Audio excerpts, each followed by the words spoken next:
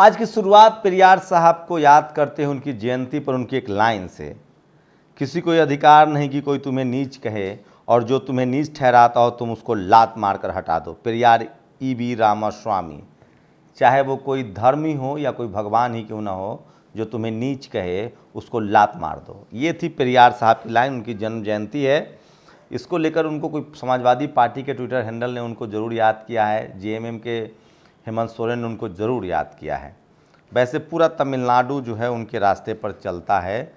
पेरियार का मतलब था मानव मानव एक समान। गुरु नानक साहब ने कहा मानव मानव एक समान।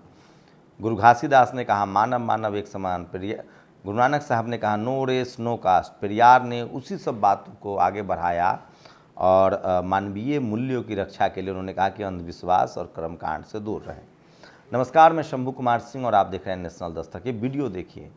मध्य प्रदेश में बीजेपी की हालत ख़राब होती जा रही है और देखिए किस तरह से उनकी यात्रा निकल रही है और वहाँ लोग सड़कों पर बस से लेट जा रहे हैं। ये भी सोशल मीडिया पर खबर है।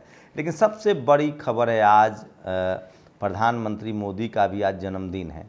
इसको लेकर सारे कांग्रेसी नेताओं ने बधाई दी है। नितिन मिश्राम ने पूछा है कि जब आप बधाई दे रहे हैं तो आप बीजेपी वाले नहीं हो जाते हैं, लेकिन जब कोई बहुजन बधाई दे तो वो बीजेपी वाला हो जाता है।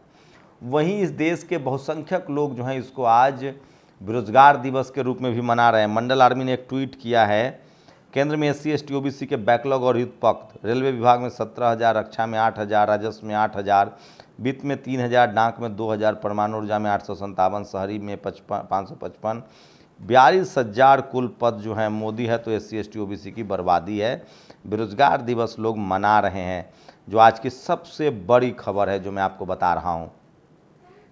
प्रकाश अंबेडकर ने एक बड़ा ट्वीट किया। दरअसल कल संसद का सत्र है, विशेष सत्र है, और जब हार से डर सबको लगता है। आज सोचिए सरकार जो है वो सर्वदलीय बैठक कर रही है, उसमें क्या मुद्दा उठाया गया वही बताऊंगा। लेकिन प्रकाश अंबेडकर ने कहा है कि उनको लगता है कि सरकार को लग गया है कि 2024 में वो नहीं आएंगे, इसीलिए वो स्पेशल सेशन बुला रहे हैं और चाहते हैं कि उनका जो भी एजेंडा है उसको लागू कर दे। लोग कह रहे हैं कि हो सकता है कि महिलाओं के लिए आरक्षण हो। दिलीप मंडल ने आगाह किया कि अगर महिलाओं के लिए आरक्षण होता है तो उसमें SC ST OBC का अलग से आरक्षण का प्रावधान हो, जाति जनगणना कराई जाए, तभी जाकर इसको वोट दिया जाए। और सोचिए इंडिया गठबंधन बनाए, INDIA, लास्ट वाला जो ए है ना उसका मतलब होता है अलायंस, तो उसको तमाम बीजेपी के समर्थक और मीडिया इंडी लिखते हैं, इंडी INDI इंडी, और ए को अलायंस बोलते हैं, इंडी अलायंस। उस हिसाब से ये अशोक कुमार पांडे ने बड़ा अच्छा विश्लेषण किया है। तब तो बीजेपी को बीजे पार्टी कहनी चाहिए, क्योंकि पी से पार्टी होता है, तो बीजे पार्टी कहना चाहिए। उसी तरह से एनडी गठबंधन कहना चाहिए, NDA को ND गठबंधन कहना चाहिए। इसके ज़्यादातर साथी साथ छोड़ चुके हैं। रामदास अठावले का टूटी सेना, टूटी NCP जैसी पार्टियों को सीमित आधार है, यानी ND अलायंस को अब टूटी अलायंस कहना ज़्यादा सही होगा। ऐसे में RS संघ भी निराश लग रहा है। सोचिए RSS को, राष्ट्रीय स्वयंसेवक संघ को RS संघ कहा जाने लगा है। मोहन भागवत के हाल के बयान उसी के निराशा से उपजे हैं। तो जिस तरह से इस तरह के लगातार आप लोग सचेत हैं। और ये संजय सिंह ने ट्वीट किया है, सर्वदलीय बैठक में कई महत्वपूर्ण मुद्दे उठे हैं, जिसमें पंजाब को RDF फंड रिलीज हो, बॉर्डर स्टेट होने के कारण स्पेशल पैकेज मिले, चुनाव आयोग की चयन प्रक्रिया में कोई बदलाव न किया जाए, महिला आरक्षण, जाति जनगणना, अडानी मामला, CAG रिपोर्ट, मणिपुर, मेवात सहित तमाम मुद्दों पर सदन में चर्चा हो। तो जाति जनगणना के मुद्दे को लेकर लोग बहुत सचेत हैं। राजेंद्र प्रसाद सिंह ने एक ट्वीट किया, बहुत ज़रूरी है। स्ट्रैन सैम मास्टर ने 23 दिसंबर 1675 को बालासोर से कोणार्क और पुरी की यात्रा की थी। उन्होंने इस यात्रा की डायरी में लिखा है, डायरी में वे कोणार्क मंदिर को ब्लैक पगोडा और पुरी मंदिर को व्हाइट पगोडा लिखा है। पगोडा मूल का अर्थ भगवान बुद्ध का मंदिर होता है। तो सोचिए राम मंदिर के खुदाई के दौरान, बनने के दौरान जो अवशेष मिले हैं उसको लेकर लगातार बहस तेज हो रही है। और उसमें जो सारे प्रतीक मिले हैं, गलती से भी ने वो फोटो छाप दी, वो धम्म के, बुद्धिज्म के प्रतीक हैं। उर्मिलेश लिखते हैं, संसद के विशेष सत्र में अगर सरकार महिला आरक्षण विधेयक लेकर आती है तो उसमें SC ST OBC के लिए अलग कोटा निर्धारित करने का मसला जरूर उठेगा। विपक्ष के ज़्यादातर दल इस पर दृढ़ हैं। राज्यसभा में पारित हो चुके 2010 के विधेयक में भी संशोधन करना होगा। क्या बीजेपी इसके लिए तैयार होगी? तो कल दिन भर मैं आपको दिखाऊंगा संसद का वो पूरा सत्र और ताज़ा आप ये वीडियो देखिए, जनता द्वारा मध्य प्रदेश में जगह जगह भाजपा के जन आशीर्वाद यात्राओं का ज़बरदस्त विरोध हो रहा है। मामा की रवानगी पर मुहर लग चुकी है। और ये प्रधानमंत्री मोदी के जन्मदिन को यूथ कांग्रेस ने बेरोजगार दिवस मनाया, पकौड़ा तला, ये भी सोशल मीडिया पर वायरल है। और महापुरुष पेरियार को सादर नमन, हेमंत सोरेन ने my respectful homage to Thanthai Periyar, the iconic social reformer, advocate of social justice and champion of social equality on his birth anniversary. तो जेएमएम के हेमंत सोरेन ने उनको याद किया है। राहुल गांधी को पेरियार नहीं पता है। Wishing PM Narendra Modi happy birthday, उन्होंने मोदी जी को दिया है। समाजवादी पार्टी के ट्विटर हैंडल से जरूर ट्वीट हुआ है। महान समाज सुधारक पेरियार ईवी रामास्वामी नायकर जी की जयंती पर सत नमन है।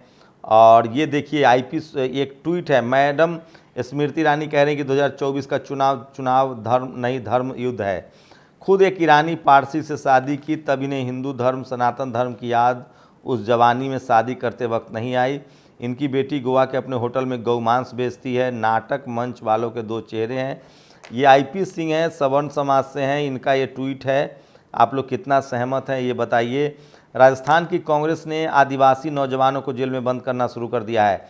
जितेंद्र मीना लिखते हैं, यही काम बीजेपी करती है। अब आदिवासियों को तय करना है कि आज़ादी के 75 वर्ष बाद भी और कितने दिन गुलामी करनी है। जिस दिन आदिवासी अपने वोट की ताकत समझ जाएगा, उसी दिन उसकी राजनीति मजबूत हो जाएगी, अन्यथा ऐसे ही भटकते खाता रहेगा। इसलिए भारत आदिवासी पार्टी से जुड़ी और इज्जत की जिंदा। तो लगातार कांग्रेस और इससे नाराज़गी है। एशिया कप में भारत जीत गया है। मोहम्मद सिराज ने 5 विकेट लिए हैं। पहले 2 मैचों में कुलदीप यादव ने कहर ढाया और अब मोहम्मद सिराज ने। डाइवर्सिटी बहुत ज़रूरी है टीम में। और बोर्ड, आपने पिछले 2, सोचिए कैसे कुलदीप यादव को पिछले मैच में बैठा दिया गया था। बोर्ड, आपने पिछले 2 में 9 विकेट लिए, क्या कीजिएगा इतना विकेट? बहुत थक गए होंगे। आपको अगले टेस्ट मैच में रेस्ट देते हैं। इस मैच में कोई और चमक गया तो आपका रेस्ट बढ़ जाएगा। ठीक है, मस्त आराम कीजिए। खिलाड़ी, लेकिन मैं तो बिल्कुल नहीं थका, अभी दौड़कर दिखाऊं, मैदान के 10 चक्कर लगा सकता हूं अभी। बोर्ड, लेकिन रेस्ट करना ज़रूरी होता है। आपका भला किसमें है यह तो हम ही जानते हैं। खिलाड़ी, सो तो है, पर इतना बार बार रेस्ट देने से मैं बड़े रिकॉर्ड कैसे बना पाऊंगा? जब फॉर्म ठीक है और खूब विकेट मिल रहे हैं तो मेरी लय मत तोड़िए। दुनिया में अपने प्लेयर्स के साथ ऐसा कौन करता है? बोर्ड, रिकॉर्ड वगैरह से क्या होता है, बाकी लोगों को भी तो चांस मिलना चाहिए। खिलाड़ी, रोहित भी तो थक जाता होगा बार बार आउट जल्दी आउट होकर, उसको भी रेस्ट करा देते, मेरी तरह उसका भी भला कर देते। बोर्ड, बैठक बर्खास्त, मीटिंग खत्म। सोचिए बीसीसीआई किस तरह से बहुजन खिलाड़ियों को ज़बरदस्ती रेस्ट दे देता है। और राज्यों में सबसे पहले गोदी न्यूज़ चैनल और गोदी मीडिया की खबरों को विज्ञापन देना बंद करें। एंकरों के बहिष्कार के साथ मालिकाना पर भी बड़ी चोट करनी होगी। ये भी आईपी सिंह का ट्वीट है जो सोशल मीडिया पर वायरल है। और मैं इसीलिए कह रहा हूँ कि सोशल मीडिया ही सच्चा मीडिया। और पेरियार की जयंती है तो ये लाइन तो पढ़ना बनता है। उसे कहते हैं व्यवस्था, उसे कहते हैं जिसे समाज व्यवस्थित हो। जाति व्यवस्था और वर्ण व्यवस्था सब अव्यवस्था है। व्यवस्था कहकर मूर्ख बनाया गया है तथा वर्ण और जाति को गौरवान्वित किया गया है। इस पूरी बातचीत पर आप लोग अपनी प्रतिक्रिया जरूर दीजिए। और सोशल मीडिया नहीं होता तो सोचिए क्या होता। बहुजन समाज अपनी बातें नहीं कह पाता। और इसलिए मैं कहता हूँ सोशल मीडिया और जो धर्म तुम्हें तुम्हारे अपने ही धर्म के दूसरे लोगों से नीच बताए, उस धर्म को लात मार दो। बताइए ये बात किस महापुरुष ने कही थी? हिंट, राष्ट्र आज उनकी जयंती मना रहा है। और सोचिए तमाम लोग। और एक शीतल पी सिंह ने एंकरों को लेकर एक पोस्ट लिखा है, मैं चाहता हूँ आपको पढ़ के सुनाऊँ। हम जब भी कोई इवेंट करते हैं, हम एक एंकर उद्घोषक को किराए पर लेते हैं, मतलब कार्यक्रम करते हैं। उसका काम प्रोग्राम को आयोजकों के लिए आयोजकों के अनुसार संचालित करना होता है। किसकी स्तुति करनी है, किसे खारिज करना है, सब आयोजक तय करके एंकर को पहले ही दे देता है। एंकर सिर्फ अपनी वाक्पटुता से उस ऑडियंस को परोसता है। टीवी के एंकर भी वही काम करते हैं, वे पत्रकार नहीं हैं। सिर्फ उन्होंने पत्रकार का भेष धरा हुआ है, वे किराए पर लिए गए उद्घोषक मात्र हैं। फांसीवाद की ओर बढ़ते समय में उनको पत्रकार कहना या उनके बहिष्कार में लोकतंत्रीय त्रुटि ढूंढना हमारी आपकी नासमझी भरा है। व्हाट्सएप पर प्राप्त है। शीतल पी सिंह सीनियर पत्रकार रहे हैं। और अंत में श्रीलंका के प्रसिद्ध बौद्ध भंते अनागरिक धर्मपाल, जिनका ये तस्वीर आप देख रहे हैं, इनके प्रयत्न से महाबोधि सोसाइटी की स्थापना हुई और महाबोधि बिहार को हिंदू मठ से मुक्त कराने में उनका योगदान है। 18 सितंबर 1893 को संपन्न शिकागो विश्व धर्म संसद में अनागरिक धर्मपाल द्वारा बौद्ध दर्शन पर दिए भाषण से वहां उपस्थित दुनिया के विभिन्न धर्मों के विद्वान भौंचक्के रह गए। वहां स्वामी विवेकानंद जी को अधिकृत निमंत्रण नहीं था।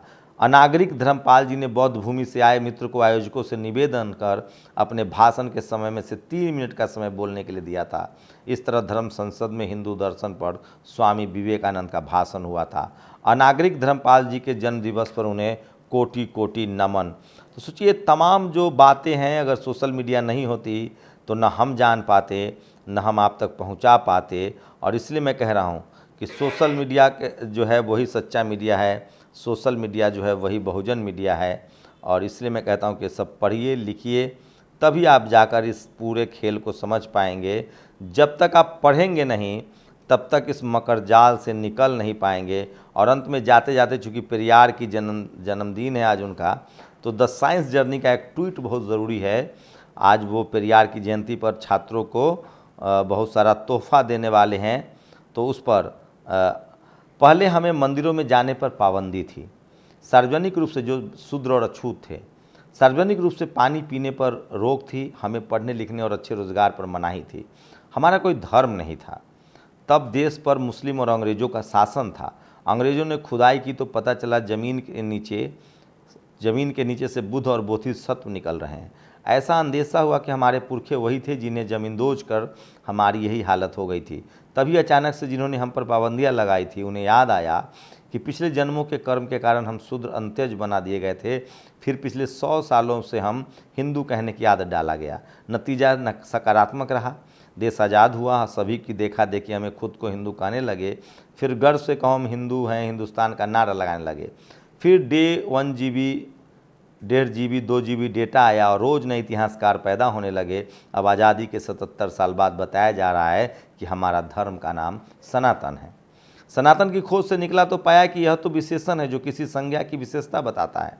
फिर मुझे त्रिपिटक के धम्मपद में यमक बग्गो का सूत्र 5 मिला, जिसमें बुद्ध के हवाले से बताया गया है कि वही सनातन धम्म और सनातन धम्म की विशेषता बता रहा है। पर उनका क्या करे जो वेद 1 अरब 96 करोड़ साल पुराना बता रहे हैं और 1875 AD में सनातन धर्म की स्थापना न कर आर्य समाज की स्थापना किए। अब विशेषण सनातन अगर करोड़ों साल पुराना है तो संज्ञा आर्य समाज 1875 AD में क्यों? 1875 AD से पहले सनातन किसकी विशेषता बता रहा था? और हम शूद्र और अंत्यज कैसे थे?